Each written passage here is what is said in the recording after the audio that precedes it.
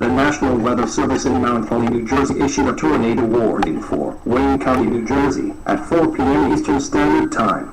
At 24 p.m. State National Weather Service estimator indicated a thunderstorm capable of producing tornado 3 miles southwest of Grayson, moving 1 miles an hour. Hazard, tornado, source, radar indicated location, impact, flying to be dangerous, careful in their shelter.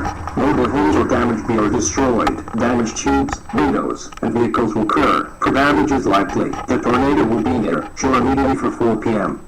Our locations for storm matter thunderstorm include Philadelphia. To repeat, the tornado is on the ground.